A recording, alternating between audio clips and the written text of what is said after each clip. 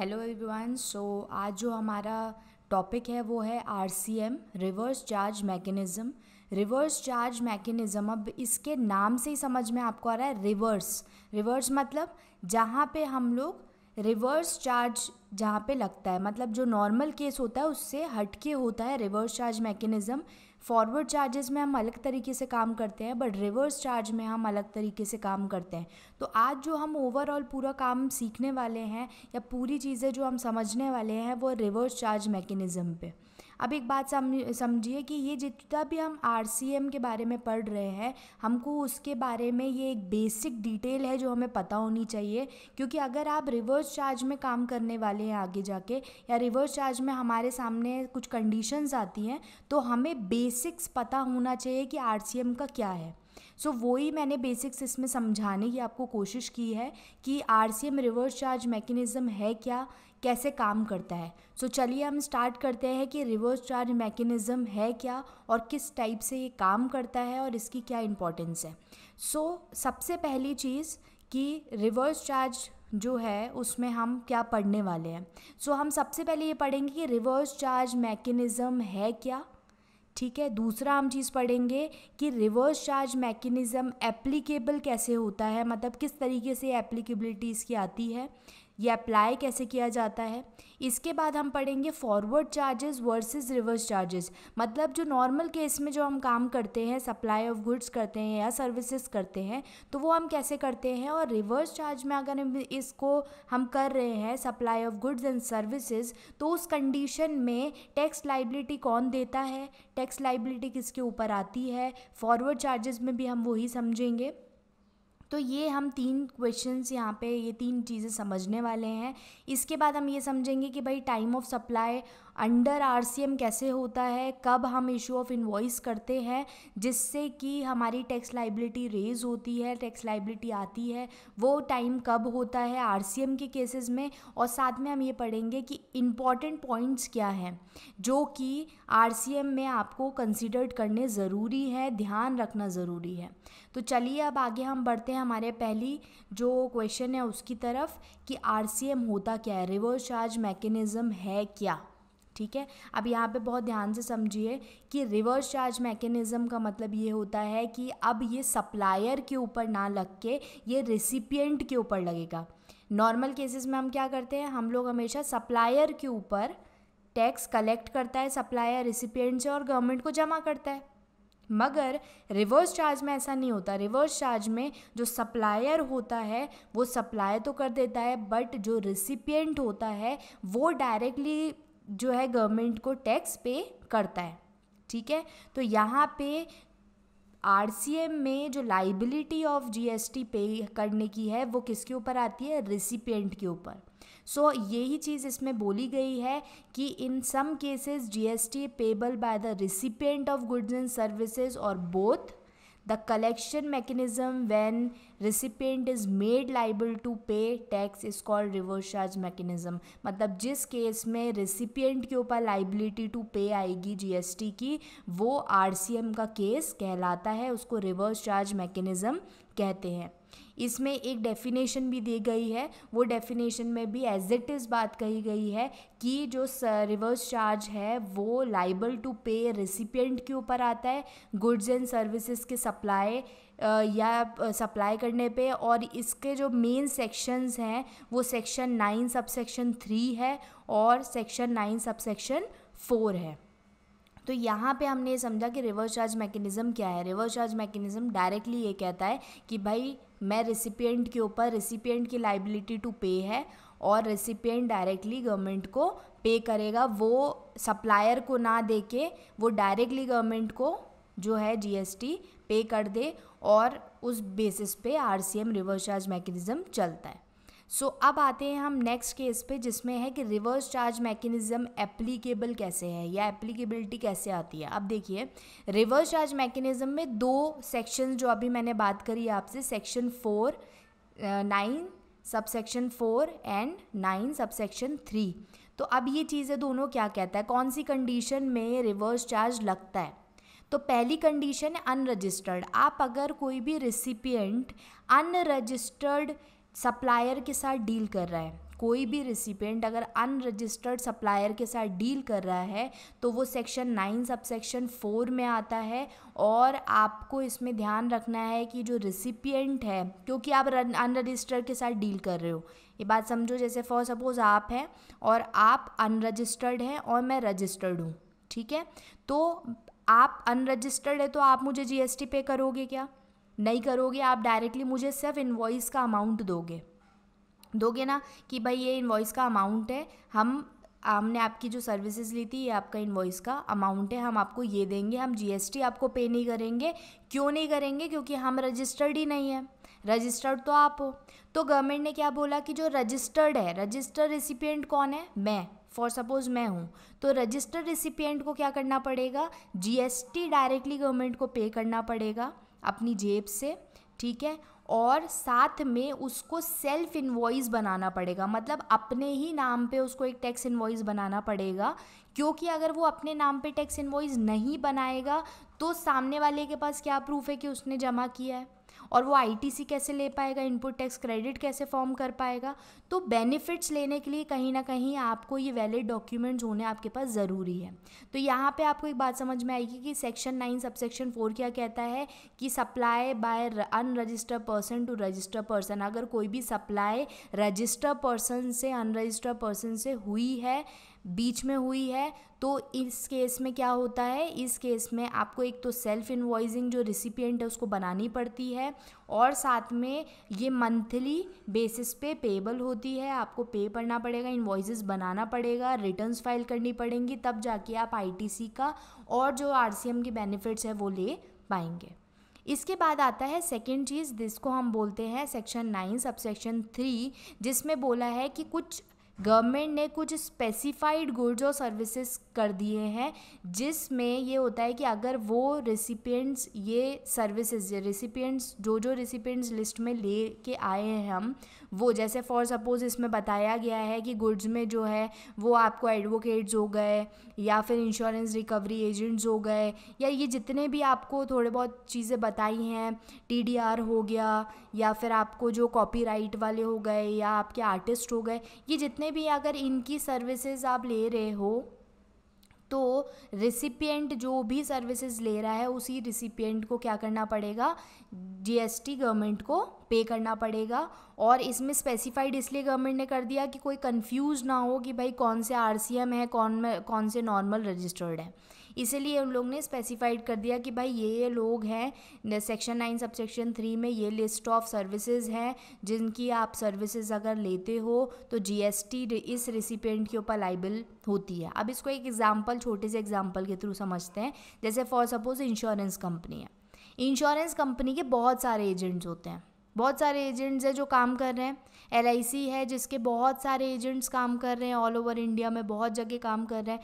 अब गवर्नमेंट एक एक एजेंट के पास जाके जीएसटी कलेक्ट नहीं कर सकती। वो किससे जीएसटी लेगी?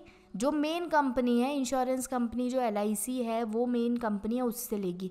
तो जितने भी एजेंट्स हैं वो सब, जितने भी सप्लायर्स हैं, उनसे जीएसटी कलेक्ट नहीं किया जाएगा। रिसिपिएंट कौन है? जो मेन कंपनी है, उससे गवर्नमेंट जीएसटी कलेक्ट करेगी। तो अब आपको एक चीज़ समझ में आ गई कि जितने भी आपके आसपास जितने भी एजेंट्स हैं, जितने भी कॉपीराइट्स वाले होते हैं, या जितने भी डायरेक्टर्स हैं, एडवोकेट्स हैं, जीटीएज है, गुड्स ट्रांसपोर्टेशन एजेंसीज़ हैं, ये सारी जो हैं वो रिवर्स चार्ज मैकेनिज़्म के ऊपर काम करती है। अगर इनकी सर्विसेज ली जाती है तो सामने वाले रिसिपिएंट से ही जीएसटी कलेक्ट किया जाएगा। तो यहाँ पे आपको एक बहुत अच्छे से बात समझ में आ गई होगी, रिवर्स चार्ज मैकेनिज़्म इन 2 सेक्शंस पे काम करता है, एप्लीकेबल है। एक सेक्शन 9 सबसेक्शन 4 जिसमें कि जो रजिस्टर रिसिपिएंट है वो अनरजिस्टर्ड सप्लायर से क्या कर रहा है? डील कर रहा है। और सेक्शन 9 सबसेक्शन 3 में ये भी बताया गया है कि स्पेसिफाइड कौन कौन से गुड्स हैं और कौन कौन सी सर्विसेज हैं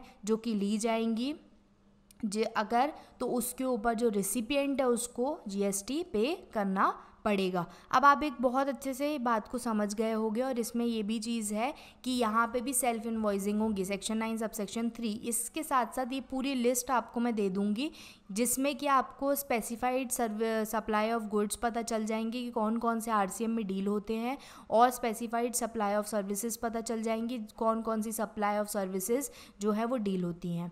तो यहाँ पे हम लोग ने समझ लिया कि व्हेन रिवर्स चार्ज मैकेनिज्म है एप्लीकेबल, कब एप्लीकेबल होता है, इन 2 सेक्शंस में एप्लीकेबल होता है। नेक्स्ट हम आते हैं कि जो चार्ज है, मतलब फॉरवर्ड चार्ज और रिवर्स चार्ज में क्या डिफरेंस है। अगर आपको फॉरवर्ड चार्ज और रिवर्स चार्ज में डिफरेंस क्या होता है वो समझना है, तो अब ये बहुत अच्छा सा एक डायग्राम है, इसके बेसिस पे हम समझने की कोशिश करते हैं। देखिए सबसे ऊपर जो दिया हुआ है वो है फॉरवर्ड चार्ज मैकेनिज्म। उसमें क्या हो रहा है, जो receiver of goods and services है वो supplier of goods and services को पेमेंट कर रहा है, बिल्कुल बात सही है। और जो सप्लायर है वो रिसीवर्स को क्या दे रहा है, गुड्स एंड सर्विसेज दे रहा है। तो रेसिपिएंट जो है वो पेमेंट कर रहा है, और जो सप्लायर है वो गुड्स एंड सर्विसेज दे रहा है। और सप्लायर क्या कर रहा है, डायरेक्टली जीएसटी किसको दे रहा है, गवर्नमेंट को। किससे कलेक्ट करके, रिसीवर से कलेक्ट करके, ठीक है। जैसे फॉर सपोज ए पार्टी है, उसने सेल किया, जो सप्लायर है उसने सेल किया गुड्स एंड सर्विसेज किसको, रिसिपिएंट को। रिसिपिएंट ने पेमेंट किया plus GST, invoice amount plus GST किसको, सप्लायर को। और उसके बाद जो सप्लायर ने कलेक्ट किया है रिसिपिएंट से जीएसटी, वो उसने किसको पे किया, गवर्नमेंट को। तो इस केस में अब आपको समझ में आएगी फॉरवर्ड चार्ज किसके ऊपर लाइबल हुआ, सप्लायर के ऊपर, क्योंकि जो सप्लायर है वो क्या करता है, रिसिपिएंट से प्लस जीएसटी अमाउंट कलेक्ट करके फिर गवर्नमेंट को देता है, ठीक है।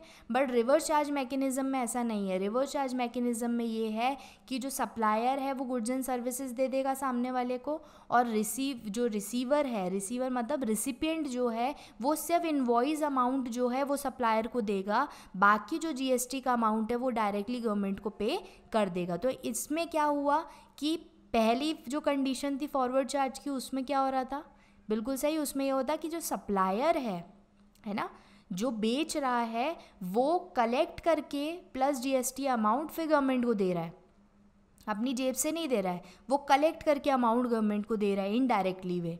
बट रिवर्स चार्ज मैकेनिज्म में क्या है कि भाई उसने सामने वाले ने और जो डील की है सप्लायर से रिसिपिएंट ने, उसने बोला मैं आपको इनवॉइस अमाउंट दे दूंगा, बाकी जो जीएसटी अमाउंट है वो मैं आपको नहीं दे के मैं सीधे गवर्नमेंट को जमा कर दूंगा। तो ये 2 कंडीशंस हैं। तो अब फॉरवर्ड चार्जेस में आपको समझ में आया होगा कि नॉर्मली केसेस में इसी टाइप से चलता है कि सप्लायर जो है वो कलेक्ट करता है जीएसटी और सामने वाले रिसिपिएंट से, और उसके बाद जीएसटी गवर्नमेंट को पे करता है। बट रिवर्स चार्ज में ऐसा नहीं होता। रिवर्स चार्ज में रिसिपिएंट डायरेक्टली गवर्नमेंट को जो भी अमाउंट है जीएसटी का वो सेल्फ इनवॉइस अपने नाम पे बना के, टैक्स इनवॉइस अपने नाम पे बना के डायरेक्टली गवर्नमेंट को पे कर देता है। तो आई थिंक यहाँ तक की पूरी बात आपको क्लियर हुई होगी कि फॉरवर्ड चार्ज और रिवर्स चार्ज में डिफरेंस क्या है ना। तो अब हम नेक्स्ट टॉपिक पे बढ़ते हैं। नेक्स्ट है टाइम ऑफ सप्लाई। देखिए टाइम ऑफ सप्लाई, टाइम बहुत ज़रूरी है समझना। जो इशू ऑफ इनवॉइस होता है, अगर आपको उसका टाइम नहीं पता तो आप जीएसटी की लाइबिलिटी टू पे भी कैलकुलेट नहीं कर पाएंगे। तो इसीलिए टाइम ऑफ सप्लाई बहुत ज़्यादा ज़रूरी होता है। एक बहुत ज़्यादा सेक्शन 12 सब सेक्शन जो है 1 से लेके जितने भी 12 के सेक्शंस हैं उसमें supply, time of supply of goods, और section 13 supply, time of supply of services, इन दोनों में दिया गया है। डिटेल में मैंने time of supply of services या गुड्स एंड सर्विसेज भी बनाया है, तो आप वो देखेंगे तो उससे और आपको आइडिया लगेगा।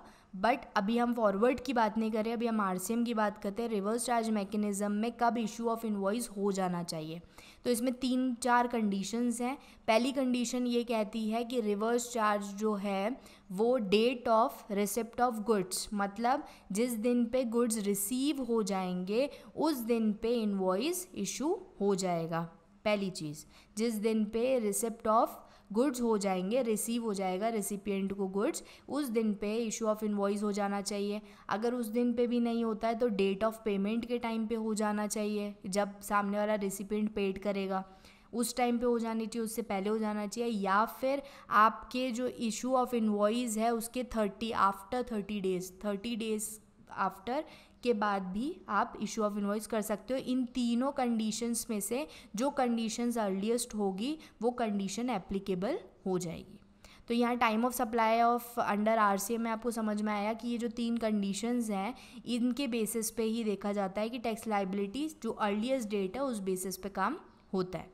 तो पहला कौन सा डेट है, date of receipt of goods, जब रिसीव हो जाएगा गुड्स या तो उससे पहले इनवॉइस बन जाना चाहिए, या डेट ऑफ पेमेंट उससे पहले इनवॉइस बनना चाहिए, या फिर immediately after 30 days for the date of issue of invoice by the supplier, तब आपका इनवॉइस बन जाना चाहिए। इन तीनों डेट्स में से जो अर्लीस्ट होगी वो डेट कंसीडर्ड टैक्स लाइबिलिटी के लिए की जाएगी। सो यहाँ तक आई थिंक आपको समझ में आया कि हमने क्या क्या पढ़ा। हमने ये पढ़ लिया कि भाई आरसीएम क्या होता है, ये पढ़ लिया कि साथ में applicable section 9 subsection 4 and section 9 subsection 3 क्या होता है। इसके बाद हमने ये पढ़ा कि भाई जो फॉरवर्ड चार्जेस है वर्सेस रिवर्स चार्जेस में क्या डिफरेंस है। इसके बाद हमने पढ़ा time of supply under RCM क्या है, time of supply under RCM किस टाइप से काम करता है, और इशू ऑफ इनवॉइस आप कब करेंगे। अब आरसीएम के लिए कौन से इंपॉर्टेंट पॉइंट है जो आपको दिमाग में रखने हैं, और आप अगर इन पॉइंट्स को दिमाग में रखेंगे तो आपका आरसीएम में काम करना और आसान हो जाएगा। तो पहला पॉइंट है goods and services notified under section 9 subsection 3 and section 9 subsection 4 must have person registered under GST.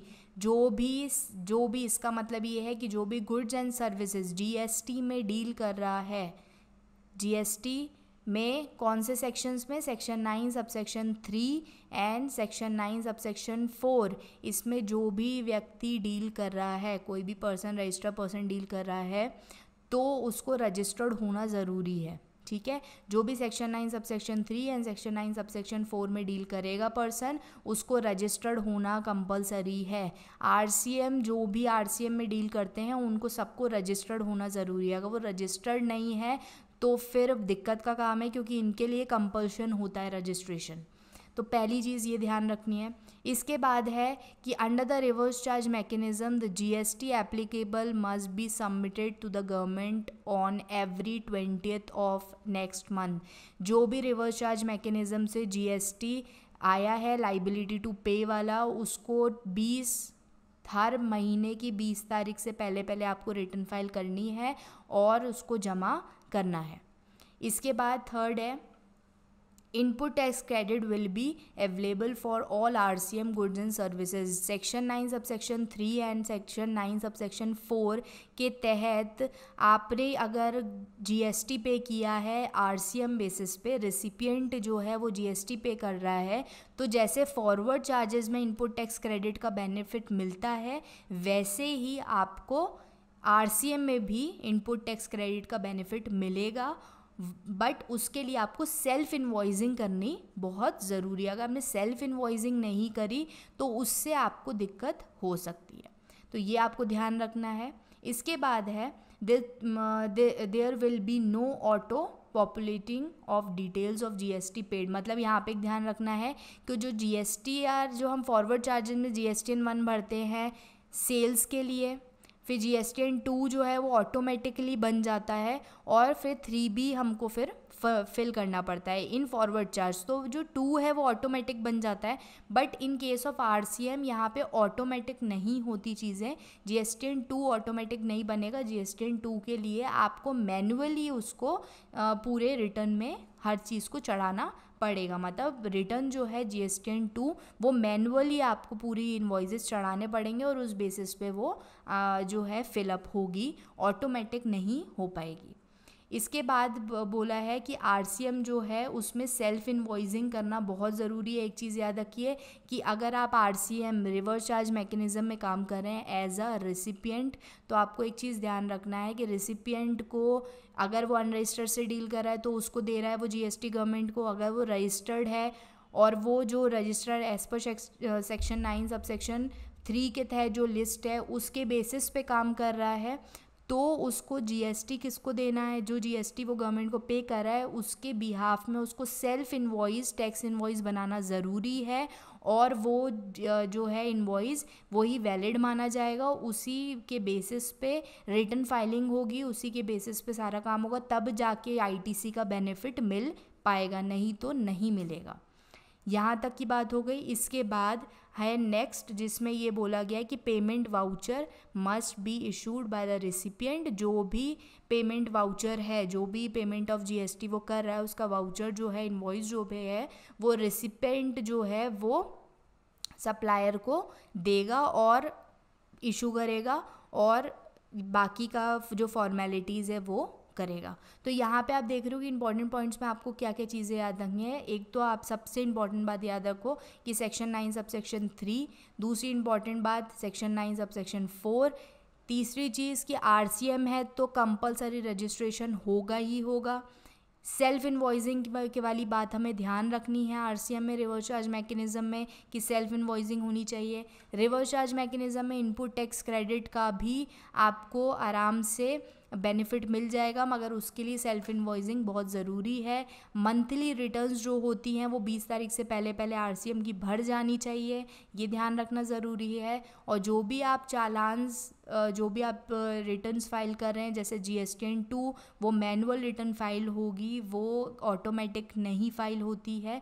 तो ये सारे पॉइंट्स हैं जो कि कंसिडर्ड होते हैं इन आरसीएम रिवर्स चार्ज मैकेनिज्म। तो आई होप सो कि आपको ये पूरा एक बेसिक सा बहुत आसान तरीके से समझाया गया रिवर्स चार्ज मैकेनिज्म आपको समझ में आएगा। और अगर आपको इससे अलावा कोई भी डाउट्स लगते हैं और आप डिटेल्ड, मैं आपको डिटेल्ड सर्विसेज और साथ में गुड्स की जो है पूरी शीट भी दे दूँगी, जिससे कि आप आराम से उसको समझ पाओ। अगर आपको ये टॉपिक समझ में आया है तो मैं आगे जाके और भी वीडियोस बनाऊंगी GST, income tax and accounts पे, practical and real data basis. So please subscribe and like.